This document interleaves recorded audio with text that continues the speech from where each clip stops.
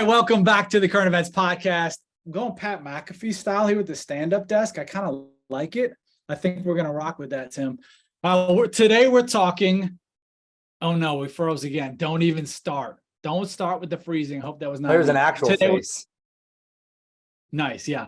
Today we're talking breaking news. 6 players suspended for NFL gambling issues. We'll get into that. We're talking Tom Brady comedy special, and now he's suing about it. A CJ Stroud media extravaganza and a women in sports summit. Exciting stuff. Some of this all breaking today. Actually, yeah, 2 out of the 3 there are breaking today. So I think we have to start with the gambling. Breaking for me too. Let's start with how I love how McAfee gets the credit for the stand-up, even though people have been standing up for decades. But McAfee's like the first one to do it on a show, so he gets credit for all that. Well, like anyone you see from now on who's standing up is like, you know, at least in the sports vertical, it's like, oh, that's McAfee gets the cred. I think McAfee, yeah. And it's comfortable. That's why I'm doing it. So here's what's happened. So 4 players, including 2022 first-round pick Jamison Williams, were among 5 players league-wide to be suspended. I think I said 6 off the jump, 5 to be suspended for violating the gambling policy. Lions receiver Quintez Cephas and safety CJ Moore, in this article, says suspended. They've been cut. 2 dudes just lost their job because of gambling on something, and we'll get into this specific. Yeah, what is it? Because these are breaking today, I haven't even seen some of these. So dive into tell me, actually. Don't dive into it. Tell me. I will. And so Jamison Williams and Stanley Berryhill are being suspended for 6 games for mobile betting that occurred at the Lions facility. Interesting. Yes. Again, I mentioned the other 2 suspended indefinitely. Suspended indefinitely, but also cut by the Lions. There's also members of the Lions staff that have been fired. And don't know, I was listening to Pat McAfee and Ian Rappaport a second ago. And McAfee said it was it coaches? And he said he didn't think it was staff members. So don't know. They brought up was it the equipment guy? Who was it? Yeah. Don't know who that was, at least as of the recording of this podcast. And then for the Commanders, they had one guy suspended, that Shaka Tony at the end. He was also a part of the indefinite suspensions. So if we look at Jamison Williams, I'm going to pull up his specific thing here. His team released a statement, meaning his agency team. Agent PR, yeah. His team. Man, I told you, but my mouse is so effed for whatever reason. It's shooting in and out of things here. But this is from his team. Alliance Sports confirms that its client, Jamison Williams, has been suspended by the NFL for 6 games for violating the NFL's gambling policy. Jamison takes full responsibilities for his action and is very apologetic to the NFL, his teammates, and the fans in the city of Detroit. However, it is important to know that Jamison's violation was not for betting on football, rather due to a technical rule regarding the actual location to which the online bet was placed, and which would otherwise be allowed by the NFL outside of the club's facility. Jamison would never intentionally jeopardize the integrity of the game he loves so much and looks forward to getting back with his team as soon as possible. Couple thoughts there. Were you going to go? You can go. You can jump. No, I'm taking it all in. You go first. My thoughts. I don't love that Alliance Sports is talking in third person. Just to start it off, just say Jamison, who's the guy. I wish it would have come from Jamison. 2. 3, you should know. You should just know. You can't be gambling on whatever he was gambling on. We still don't know exactly what it was. On property. It's whether or not you should know. I think a common sense would say I'm on the Wi-Fi here, or I logged into my account from here. The NFL is so hardcore about this stuff. If you sign up for an account and you use your damn name, which I believe is how Calvin Ridley got caught, they know this stuff. They work with these companies, the DraftKings, the FanDuels. They apparently get sent this information hey, this person, here's an alert. This person is signed up. Now I wonder if I signed up as Tom Brady, if they would do that. I do not gamble on sports, by the way. A bunch of parody accounts. Yeah. Yeah. But I don't know how they verify it, and maybe they have a better way. I'm sure they have a better way of doing it, but that's what was said. That's what was done. That's what's happening. Your thoughts, young Timmy? What do you think? What are they gambling on? So they're not gambling on the games or anything in the NFL. It's just like, I don't know, the golf tournament going on and they're doing that, or what are they? I wonder, could be college football, could be that was the first thing that I thought of, and I heard somebody else say it. I don't remember exactly. So the reason that they got to the 6 games and not indefinite suspension, they placed a non-NFL bat at team facility. The indefinite suspensions, so CJ Moore, Quintez Cephas, and Shaka Toney, were all from betting on NFL games. That's according to Ari Marav, who's at My Sports Update on Twitter. Interesting, follow, by the way. Yeah, here's what I think is, one, common sense, like you said. I feel like just don't do it on premise, right? Yeah. 2, I also think that NFL athletes, NBA athletes should be allowed to gamble if it's betting on their own team to win, and like that's like it, like baseline type of thing. I think, why not? Why don't you think so? Because you're just asking for problems. It's not. You're asking for it for sure, but I think that's okay if you're from that perspective of like, I'm betting on our team to win, just like, this upcoming fight this weekend. They're betting. I don't know if you saw this, guys. The Garcia fight. They're betting their purse, or at least saying they're not. Betting. Yeah, right. They're not. But it's the same thing. Like, I'm betting on myself as opposed to, is he going to make this field goal? Is it going to be 10 first downs or whatever the statistics to be, where the athletes could sway that? Yeah, no, I understand it. And what you're referring to is Tank and Garcia were on a IG live. I think it was Tank's and IG and or through Tank's IG, and then Garcia was on, and he was like, bet your whole purse. And he was like, all right, send the card. That never happens. They never do it. It's dumb. I know it's hype to talk about, but it's dumb. Don't even do it. I always dislike that. Yeah. And the UFC is a little bit different in the fact that before they had a whole gambling issue over the last 6 months, is they would be allowed and they would publicly say, like, I bet 10K on myself or whatever. I just don't like it. I don't think if you're betting on your sport, you're asking for issues. Anyone who we work with, who, I mean, obviously wouldn't be allowed anyway, but like if they asked us, we'd be like, no, don't do that. It doesn't make sense to even involve yourself in that situation. We could have a convo whether or not that should be the case, but I don't think you even want to just deal with it. And I think sports in general, like that's a real gray area. In college, as a college football player, you can't bet on anything. I don't know that you can be in casinos. I don't know that rule. I know back in our day, you could not. Like, we would not be allowed to go to a casino. Yeah. I don't know. I think obviously it's state by state, right? So there's probably some places that you can as a college athlete. Well, I mean, more so from a team perspective, and I believe NCAA perspective. That's more so what I'm saying. Like, could you, as a 22-year-old in Ohio State, because we're from Cleveland, and go to the casino in Cleveland? Yeah, you could go. If you go to NLV, like, could you legally go there? Yes, but could you get in trouble NCAA wise or team wise? That would be a different scenario.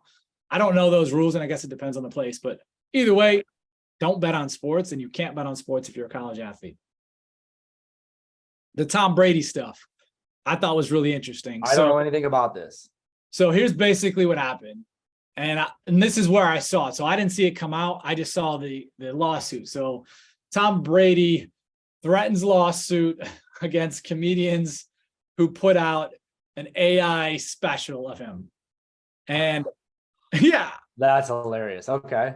So here, I'm gonna show the video, or the I already can picture this. The photo here, like, doesn't look anything like Tom Brady, which I think is funny. I mean, it does, but it doesn't, right? It looks like Tom Brady if he was in like the 50s and he had his own night show. Like, that's what it looks like. Yeah. And so they use AI to create an hour-long video. It's Will, Will Sasso? No. You would know the face, Will Sasso. Okay. Will Sasso and Chad Kultgen. I don't know exactly who that is. I always get annoyed too when I hear other people, like, Chad might be massive, but I just don't know who he is. And like, I'll hear people be like, Ariel Helwani? Like, who is that? Yeah. You know somebody, but they don't know him. Yeah. So I sound like an idiot to those people. But Will and Chad, the podcast is called Dudesy. They put it out. It's a fake comedy special. I could not find video anywhere. I guess as I'm seeing here, it was on their Patreon page. So I assume that's why you couldn't see it publicly anywhere. Which is also interesting that it was behind a paywall and still the cease and desist came. So they received the letter. They did a whole bit around this, by the way, which is that's great. listen to like 5 minutes of it, which was funny. But Brady's lawyers claimed in the letter that the AI version of the future Hall of Famer blatantly violates the former quarterback's rights. And if they didn't meet a list of demands, which included taking down the video, a lawsuit was coming. So here's what they said. Immediately remove the aforementioned use of Mr. Brady's name, image, likeness, voice, persona, and likeness, and any other unauthorized use of Brady's name, image, voice, persona, this from any websites, internet platforms, social media profiles, or any printed materials that Dudesy and or its affiliates control, including by removing the infringing special, blah, blah, blah, blah, blah, from Patreon. And they listed links. There's a YouTube, TikTok, and a TikTok. They ended up taking it down at midnight that day, which I believe was Tuesday evening. They took it down. What is the actual special? Like, is it bad? Is it raunchy? Like, why don't they like it? Don't know. Couldn't find it. I thought like it, and I'm looking. There was nothing anywhere I could find in this article. I listened to the pod for a minute. I read 2 other articles. No one said what the content was. I understand to a point. They're making money. If people are it's behind a paywall, they're making money off of a Tom Brady-esque special, comedy special. But and they said, like, what is different than, you know, like a skit on Saturday Night Live? Like, how is that different? We're clearly not Tom Brady. We're not saying we're Tom Brady. Yeah. We're pretending to be this thing and making a funny thing out of it. Just like I would imagine like a South Park or Simpson version of somebody could be. Here's what I think. So I knew nothing of this. I think it's hilarious. It doesn't seem very Tom Brady like either. Tom Brady seems to be like game for this type of stuff. As long that's why it's like raunchy, or like what do they say in the actual stand-up? Like maybe that triggered him. But I would say that he's probably coming out with something AI himself is probably why he doesn't like this, or his team doesn't like this. That makes sense. That, or like you said, it was crazy raunchy. Yeah. Because he leans into stuff like that. I feel like he does. You know what I mean? And rightfully so. That's why he's gotten so popular on social specifically. Yeah. And all like in his late, actually, I think 40 is when he got on like social or late 30s. Yeah. 40. I thought it was interesting though. I don't know. I'm gonna try to find some clips. I mean, I spent 15 minutes. I didn't spend an hour or a long time, but I tried to find I just want to see one clip. What is this about? And why are they so mad? Maybe we'll have an update on the next one. Speaking of updates, I mean, we could do a whole series on, I don't know if you've seen any of these like clips of like, you know, the Drake and Weekend. Did you see that one? No, but I've seen a bunch of different. It had, when I saw it, it was the first day in it had almost 300,000 downloads. It was an AI generated. Just the song. The song. AI generated Weekend and Drake song. And I'm sure I know that whoever owns or reps them had sent a cease and desist as well. But by the time it reached them, it had, you know, 1 million views or 1 million downloads or whatever, listens anyways.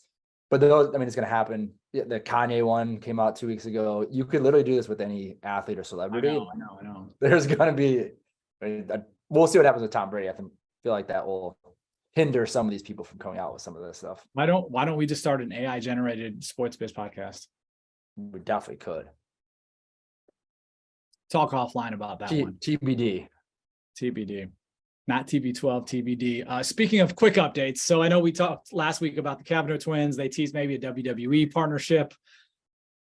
They've just signed on as equity partners in Jake Paul's micro betting company, Better. Don't know what that means. Equity partners is interesting. And this again is why I love them around NIL. If they were just social media people and didn't play basketball, this would probably not be a play. I don't know why they would want to work with them if they didn't have the basketball team. Right. And equity could mean a bunch of things. It could mean almost nothing.